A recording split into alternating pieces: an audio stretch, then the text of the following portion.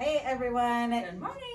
So Jamie and Yvette with Legacy Home Group. Today is Thursday, March 14th, which we just had storms last night, and this is why we have lots of circles under our eyes and coffee drip. So we're going to be talking about scams.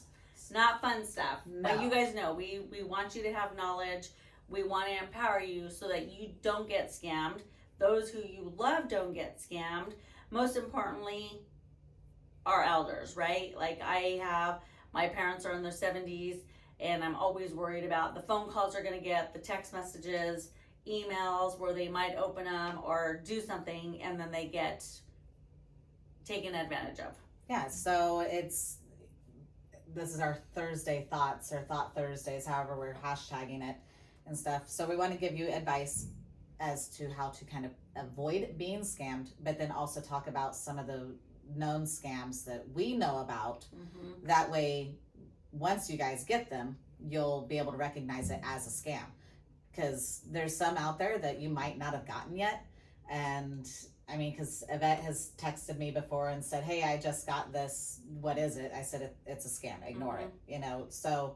And it had to do with like one of our accounts that we have. Business. It's just making sure that you're not opening those sorts of deals and stuff, so that you know ahead of time. Okay, this is already a scam. This is just a scam. Delete it. Just delete it. Don't open them. And there's differences between scams and spam. There's so much spam right now. Mm-hmm. So much spam right now. I'm not sure what the goal is of those spammers, because they're not really getting your information and stuff. Like the spam ones are, hey, this dog is lost, or hey, these kids are lost, that you see on Facebook all the time. Those are super easy to spot because you can't comment on it. That's automatically a spam. It's spam. Or like hey, I am posting anonymously that we are hiring, or that so-and-so is hiring. I need workers and stuff like that. Those are spams also. You see them all over the swap shops. Those are spams. A scam is when they're trying to get something. They're trying to get something from you. They're trying to get money, address. Yep.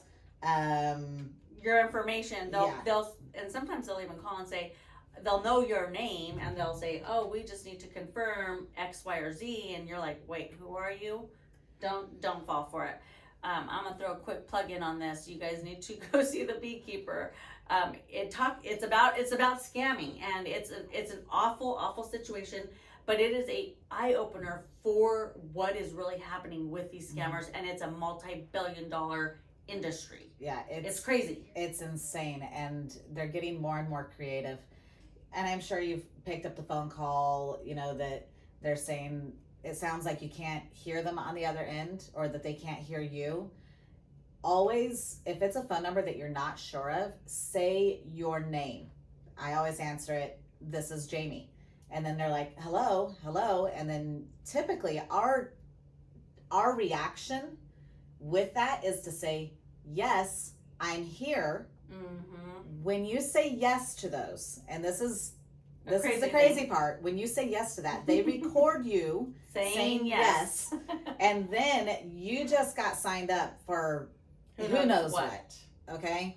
And so never, ever, ever say, yes, I'm here, or you can repeat that this is Jamie. Or and then they're like, are you there? Or this is Jamie. And then and then hang up. Yeah, just hang up. Unfortunately, though, sometimes I'll answer certain phone calls because it's an area code that I recognize, that like we have condos, and it'll be like Mobile. I just got one the other day. Well, and I have to answer every call. Yeah, and so that's a phone number that I'm used to, or an area code that I'm used to. So I'm like, oh, what's going on?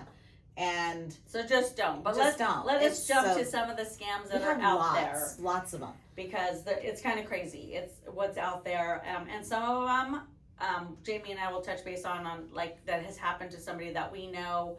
My parents are in their 70s, and one did happen to him, and he was getting ready to give him the information to his bank account. So it does happen, even when you're like, my parents are smart and they're not going to do that.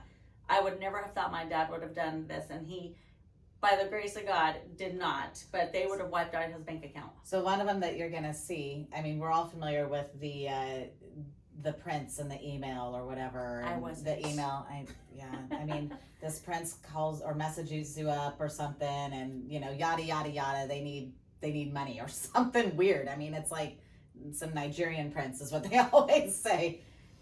Don't fall for it, okay? That one is easy to spot, super easy. This one is super creative. They call you, okay? A number you don't know, but they call and they say, Grandma, this is so-and-so. So they know your grandkids' names, or they know your kids' names, or they'll say, Mom, this is so-and-so. I'm in jail. I need for you to bail me out. Okay. This is what happened to my dad. Okay. It's super, super easy because then at that point in time, your wheels are just turning. You're not paying attention to a whole lot of what's going on, or even more the fact that it might not necessarily sound like your kid, because you're just hearing that your kid is in jail. Yeah. Okay. And then they say, I need for you to send me money to bail me out. Well, first off, jails don't take money over the phone. Okay. They don't. And you're not going to get it directly from that. They're not going to get it from the inmate. But just know, bypass those. Yeah, bypass those. That's one of the big ones. It is a big one that's going out, and it is very targeted to what I'm going to say, like our 65 and older is what I've been told, because when it happened to my dad, we did some digging on it. So just know that that's one of the ones that's out there. Hang up. You can always call somebody else and find out is my kid or grandkid in jail or whatever. But that is one of the big ones out there right now. So be aware. You can even call the jail up and ask them themselves and stuff. But they will never. No jail is ever going to allow you to pay someone's bond over the phone. Speaking of which, over the phone, IRS, same thing. The IRS is not going to call you. I promise. They're not going to call you and ask you for money. Do not pay them anything over. That's even if you owe taxes, do not do it that way. Go the way you're supposed to. If you have an accountant, they will tell you which way to go as well. Yeah, that's another big one that's over the phone. Another one is like your kid, you're out of the country. It's another one of those email ones that it says, hey, this is, like let's say I'm out of country and I might be on vacation. I might not be on vacation or whatever and stuff. But then you'll get an email that says, hey, this is, it's Jamie. I'm sorry, this is not my regular email address, but we're out of country. This is the only way that I could get through to anyone. We ran into some trouble and I need you to send me some money in order for us to get to the consulate or whatever and stuff. I mean, so that's another one that's kind of crazy. Again, check in on that friend or that family member before you do anything and make sure that they're safe and that everything is fine. Yep. But I'm gonna pull somebody into this really quick because we will have 3 different generations right now, and we're gonna ask him, and his name is Tristan. He's with Northland Caps, as you guys know. He's the intern that we have. We're very blessed to have him. But I want to ask him, Tristan, are you guys seeing anything with text or emails? Something big that I've seen recently is we get a text or an email from Amazon, and they're asking, it's either giving you a link or they're asking you to verify your address. And if you click on the link, they get your information as soon as you click on the link. If you give them your address, they're getting your information from that. Yeah. So either way, don't do it. Don't do it. That's a big one lately and stuff. You're getting text messages, whether it's from Amazon or FedEx. I've seen that one a lot that says, hey, we can't deliver your package. The post office. There's one that looks like it's actually the post office, and it says, hey, we need you to pick up this package. Click here. Well, I mean, we all get packages. I get stuff from Amazon all the time. Every day. FedEx, UPS, and all that. So you have to be careful because you might have an order in. Sometimes it's when you have one, and sometimes it's not. Either way, don't click on any of those links. Go to your original source is what we're basically getting at. Be careful. There's a lot of scams out there. We want to protect you. One of the ones we just learned about, actually in training here at the RE/MAX Heritage Northland office, was about land, vacant land. And I can tell you, I pay attention to a lot of things, but this is something that I did not know about. Deed scams. So these deed scams, what they're doing is someone is going to the county. I don't know if it's a fake a fake deed that they have or Mhm. something like that, but they're able to go into the county and they're able to get the address changed on the deed, and then you essentially don't own the land anymore. I mean, it's a mess when it comes to when you're selling it, and title has to clean it all up and And stuff. it can be fought for sure, Yeah. but it's something that's out there. It's the change of the address, but it's also people selling property that they don't own. And which you're like, how is that possible? Well, if you're dealing with title companies, they're going to catch it because they have to go back a certain amount of time. So just make sure if you have vacant land, one of the things I'm going to tell you is you should be making sure with the county that your information is what it's supposed to be. And I would be checking, personally, I would be checking on it twice a year, just to make sure that nothing has changed. And the main thing is making sure that your address is the address on there and that your name is the name that's on there. If something weird comes up, call us. Mhm. We will connect you with who you need to get connected to, and then that way you can get that clarified and fixed. Yeah, that way we can get it all cleaned up and stuff, because if you do ever decide to then sell the land, it won't be, That's quick. yeah. It'll happen, but it'll Because be as quick. again, like what we said, is someone can then sell that land because they essentially have the deed for it, and they're selling your land out from under you. So it can be a little bit messy and stuff, but that's a newer one that's Yeah. kind of been crazy. Just be prepared. It's, you know, it's like all of the other things that, you know, are happening. You know, we have all these different things like bank wire fraud. You just adjust to these kinds of things. You get informed. That's what we're here for. We want to inform you. We want to keep you ahead of the game so that that doesn't happen. But call us if you need anything. We can give you some more information at a later time or connect you with people that if you need to be connected. So let's see here. What's the other ones? So right now, like what we talked about, is this is really pertinent for like today, essentially, in the next few days, because we had that big hailstorm that came through last night.